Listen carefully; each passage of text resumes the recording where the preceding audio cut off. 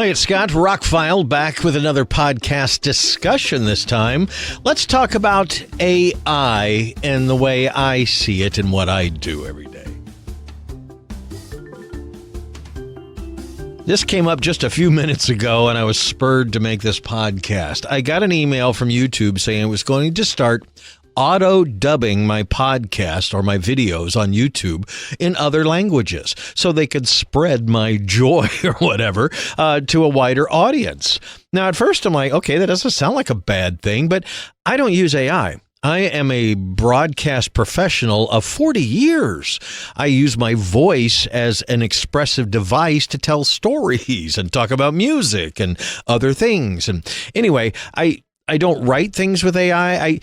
I have AI in my drone software that helps me fly a drone. I have AI in my video editing software. I use DaVinci Resolve. It's got some AI little things it can do, like fixing music or fixing a video, that kind of thing. But as far as using it for like ChatGPT as a search engine like Google or something like that, no, I don't do any of that. And I don't use it in anything I do. I don't understand why anybody would want their business to be advertised by an AI voice. And I have a lot of friends who use it, and I'm not picking on them. I'm just, you're getting fake. Anytime I hear a video, this happens a lot. Let me give you a specific example. I fly drones. I follow a lot of drone channels, not just people that fly, but people that have the news, right? And there's a lot of influencers in that industry who are in foreign countries, and they will post a video about a new drone or a new technology or a new something that somebody's doing, but you can tell that the voiceover is not them, not the people who made the video. It's AI they've put on there. And it's just so boring. Blah, blah, blah, blah, blah, blah, blah, blah, blah, blah.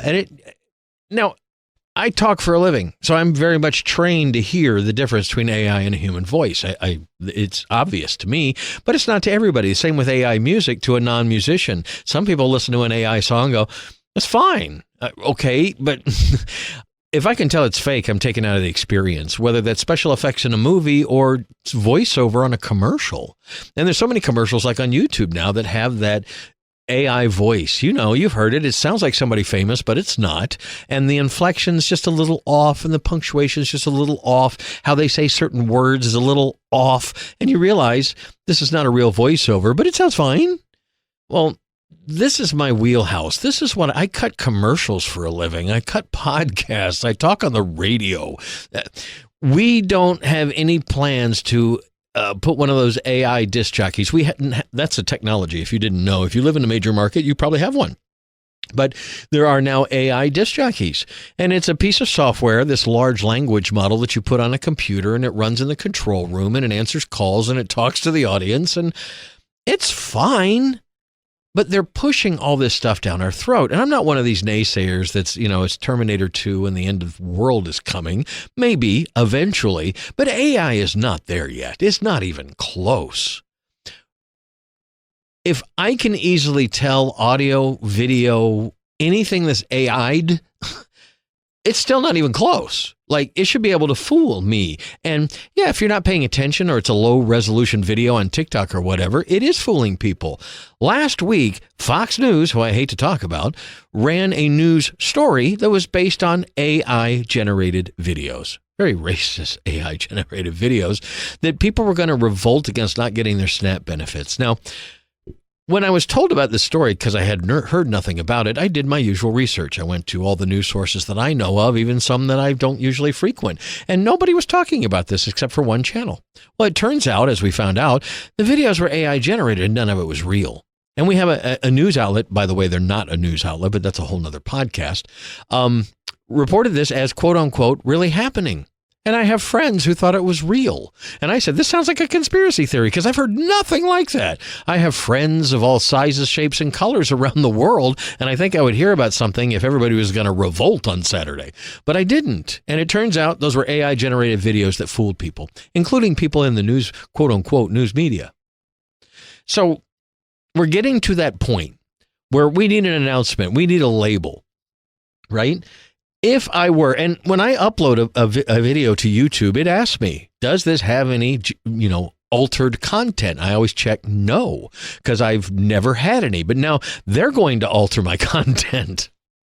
So I have a few friends in the group, and thank you so much. I appreciate every comment, good, bad, or indifferent, that said this is AI out of control. And I don't disagree, but I think it's also, if people in a foreign country want to listen to my voice in a foreign language that I don't speak, isn't that kind of what AI is for?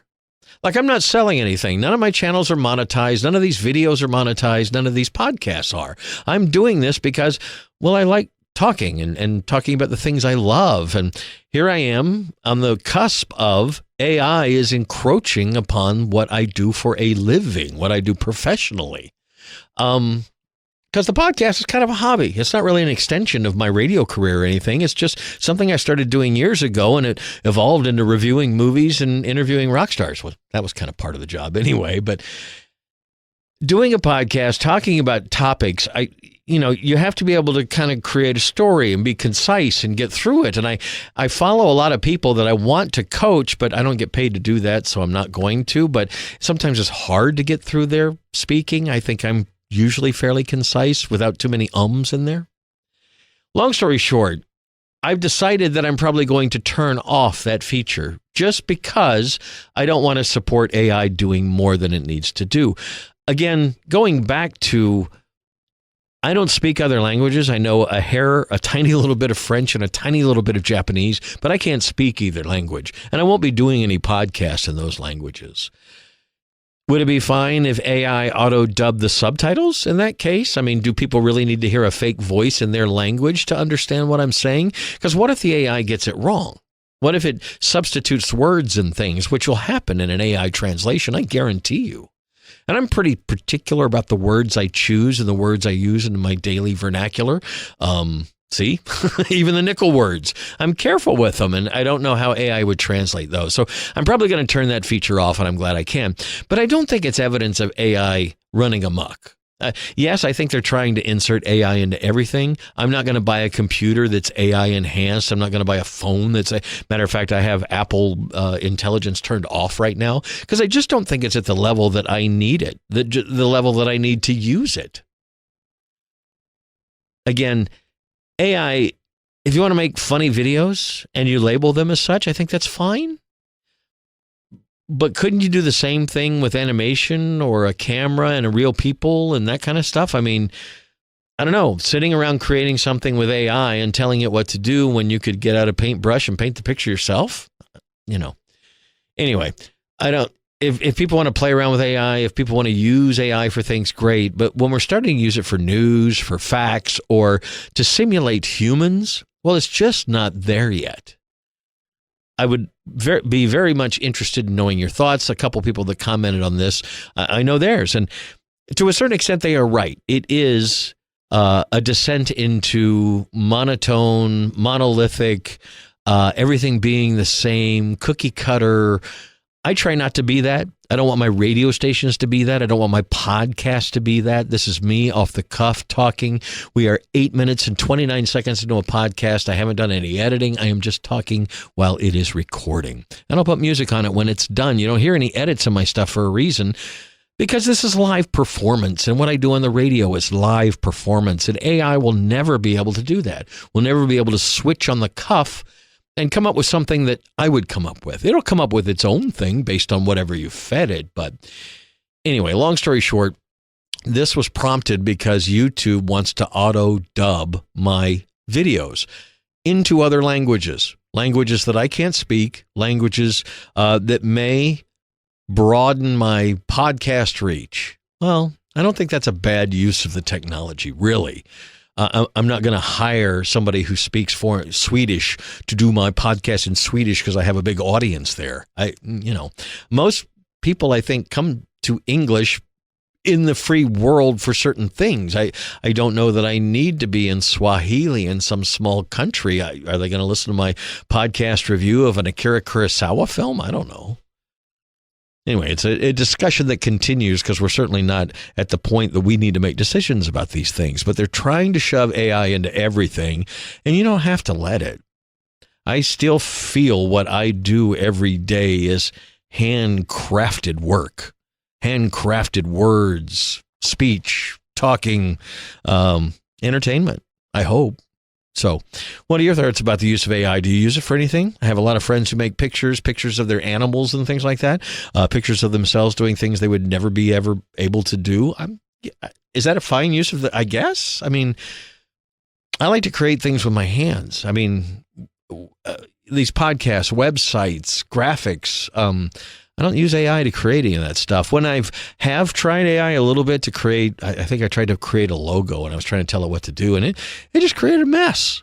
Yeah, certainly I don't know how to work it, but I don't need to know how to work it when I was able to create what I wanted using, Photoshop and some text and some fonts. And anyway, long story short, AI is not going anywhere, but I think, as a lot of tech experts have talked about recently, the bubble is about to burst, and you're going to hear a lot less about it until it gets to a point where it's usable.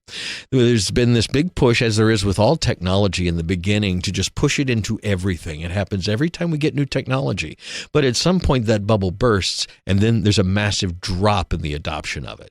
And it drops to almost nothing at times, and then builds back up to the point where that technology has been useful. They wanted microwave ovens to do everything. Well, microwave ovens basically boil water and make popcorn now, but and you could buy one for $69 at Walmart. But the technology, there were really hundreds of dollars, and you cook massive meals in seconds and that kind of stuff. It settled down into a technology we use every day, and AI will do the same at some point. So if you're investing heavily into AI, be careful, because that bubble burst, we're right on the cusp of that, and it's going to happen. But at some point, AI will be able to replicate a human without us being able to tell, and then that's a whole nother discussion and a very scary time. I'm Scott. I'm ROCKFILE. More discussions and podcasts are on the way. Thanks for listening to some rambling about AI. Have a spectacular day, and let me know what you think.